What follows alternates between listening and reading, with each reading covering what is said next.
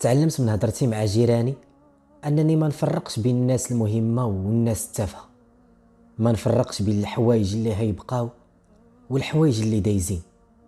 تعلمت نغمض عيني على الحوايج القباح ونصفي قلبي من الحقد ونحاول نفهم الناس ونسامح.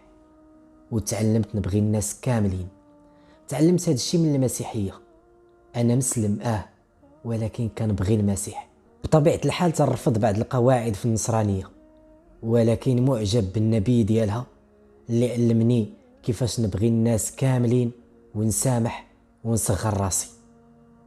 الدين في حياتي كان واحد الحاجة اللي مهمة بزاف، ولكن بعد ما وصلت لتزمامارت ولا عندي الدين مهم اكثر.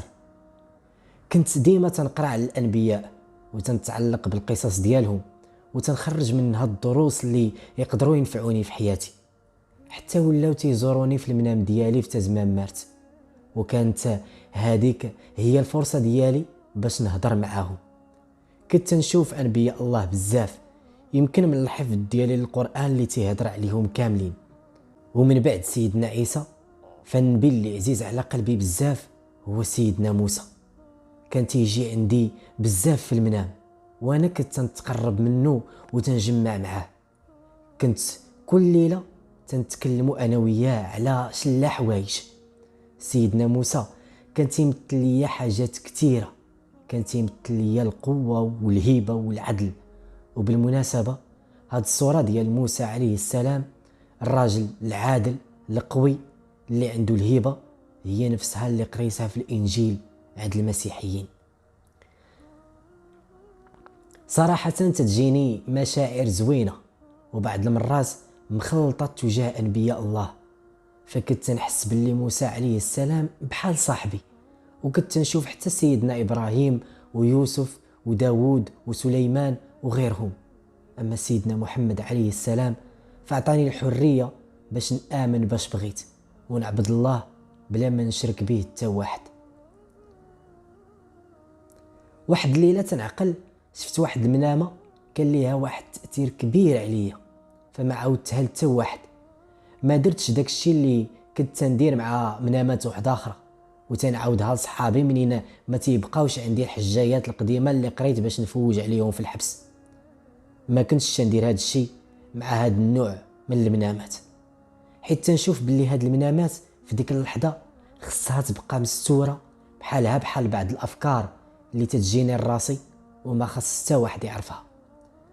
كانت عندي واحد الجهة سرية، واحد البواط نوار، واحد الحفرة مظلامة لداخل مسدودة ما تيوصل ليها حتى واحد. هاد الأفكار السرية اللي ممكن تكون عند أي واحد منا، بقيت سارح معاها بخيالي تنفكر في أنبياء الله. حتى رداتني البرودية اللي طالعة تحت مني من الناموسية ديال السيما، رداتني لبلاصتي اللي تعودت نعس فيها هاد السنوات كاملة في تزمامارت.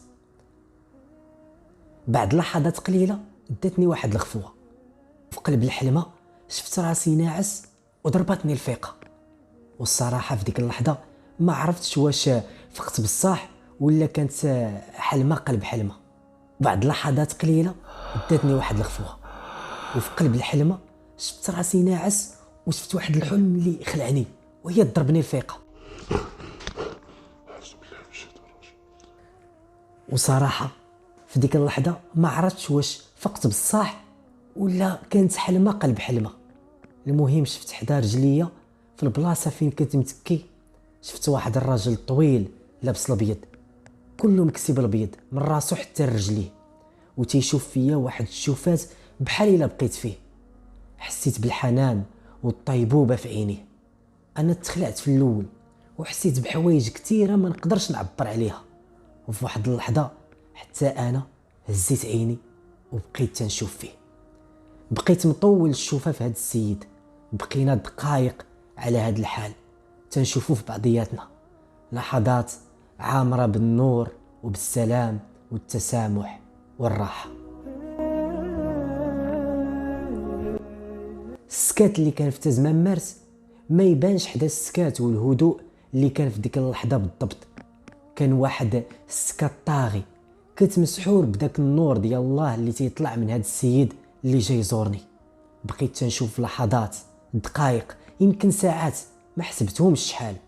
تمنيت تكون ما تسالاوش وبقيت الأطول مدة ممكنة معاه، ولكن ما شعرتش حتى رجعت بخطوات خفيفة لبلاصتي وتكيت شوية وداني النعاس.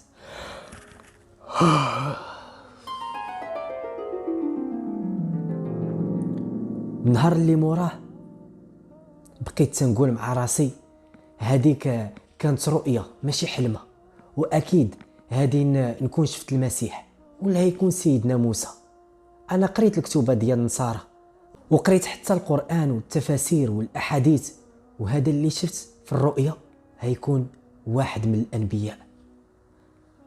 ترجح باللي هيكون المسيح براسو، واخا أنا ما تنصدقش باللي الناس عاديين بحالي يقدروا يشوفوا حاجة بحال هكذا، ومازال حتى لهذا النهار مقتنع باللي هذيك كانت هي حلمة. ولكن تيدخلني الشك بعض المرات وترجع نقول لا، هذيك كانت رؤية. ولكن بالنسبة لي كانت هذيك فيها واحد المتعة كبيرة، وواحد الفرحة ما نقدرش نوصفها. حسيت بها في الحبس، عمري حسيت بها. حسيتها في ديك اللحظة، واحد الإحساس اللي عمري حسيت به في حياتي.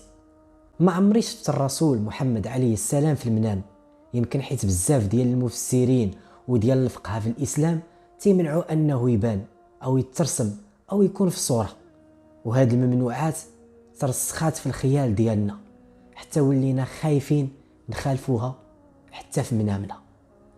الحلم في تزمان مارت كان تيعطينا الإحساس بالراحة وبالسلم، وهذا الشيء هو المهم بالنسبة لي وبالنسبة للناس كاملين، حيث أصلا الأنبياء جاوا باش ينشروا الحب والرأفة والعدل والخير بين كاع الناس ويخليهم يحسوا بالسلم. يعني كاع داك الشيء الزوين اللي تيتمناو الناس في حياتهم هو الهدف من إرسال الرسل والأنبياء.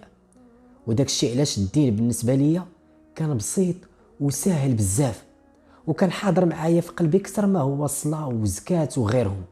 الدين بالنسبة لي تيفوت الناس اللي تيحولوه لشي حوايج معقدة بعض المرات واللي ما تيتقبلهاش العقل وتتولي خارجة على المعقول.